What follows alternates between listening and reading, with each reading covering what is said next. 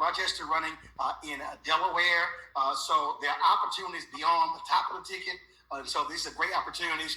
You got a competitive Senate race there. Hill Harper's on the call as well, and they're in Michigan. So a lot is happening. Lieutenant Governor Gilchrist, we appreciate it, bro. Thanks a lot. All right, y'all. You good? Look, we have a goal, but we're not going to give you the number. We want y'all to keep giving. And again, you're supporting the campaign, but you're also supporting Black men's organizations. Do understand, ground game is critical. Many of our organizations do not get the support. A lot of these consultants want to run all the ads on television, but you got to have folks who are making phone calls, who are knocking on doors, who are doing precinct walks. And so that's why your donations are critically important. That's right now. We're going to go to Nevada. See, I know, so I was going to go to Mark Morial, the head of National Urban League. But I think Quentin and the rest of them said, hey, we done had too many alphas speak in a row. So let's go ahead and go to this Kappa. I went to Texas A&M with him. He's the Attorney General in Nevada, Aaron Ford. What's up, bro? You're on mute. Come on, Kappa. You're I was just telling you. Look, I know it's cold in here, but it's pretty too. I mean,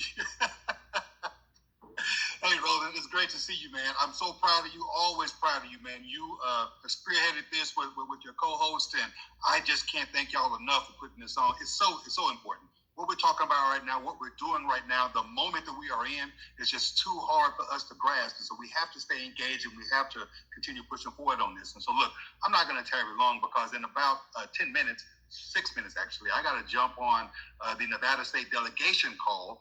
We're meeting, our delegates are meeting. I'm one of the delegates going to Chicago, and we're meeting to talk about committing our delegates. And obviously, I'm pushing for Kamala Harris, and I think we're going to pull that out.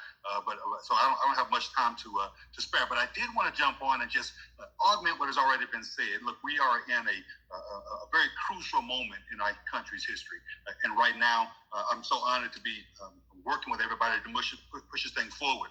I'm just reminded of a handful of songs. I know y'all were talking about Marvel versus DC. Roland, I think you and I have something in common. We both like good music.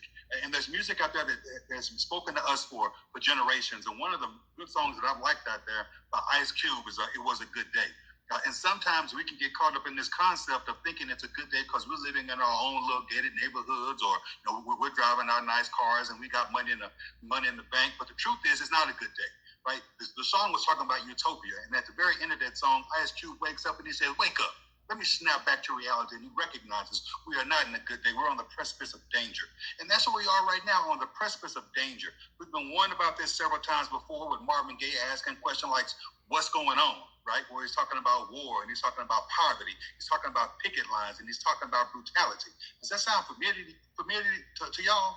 We're going through the same issues now that our songs have told us about over the course of generations. There was another song out there that gave a very good directive, and it was simple: wake up, everybody. That's what Harold Melvin and the Blue Notes told us to do, to wake up everybody. But here's the truth of the matter, y'all. People want you thinking it's a good day. They want to lure you into a sense of complacency, and that's what the other side is doing right now.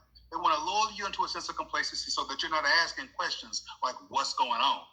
That's the reason why they are getting rid of books. They're banning books, and they're rewriting history because they want you ignorant. They want you complacent. They don't want you asking what's going on. They don't want you woke, y'all. They don't want you to wake up everybody. They have a war on woke, in fact. And so what we have to continue to recognize is that is nothing but the devil at the end of the day, like my mama would say.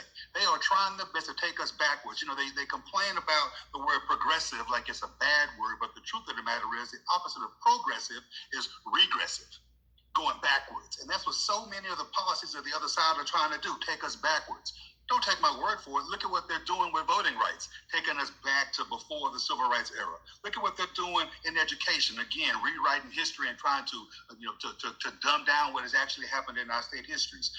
Don't just take my word for it. Look at what they're doing in reproductive rights. They just took us back 50 years. Right. At the end of the day, we have to continue to fight and push forward and understand that it's not a good day out there, y'all. We have to ask what's going on and wake up and continue to push forward, because otherwise we are doomed to repeat the bad issues that we've already encountered and experienced. And right now, in the Kamala Harris campaign, we have an opportunity to continue moving forward.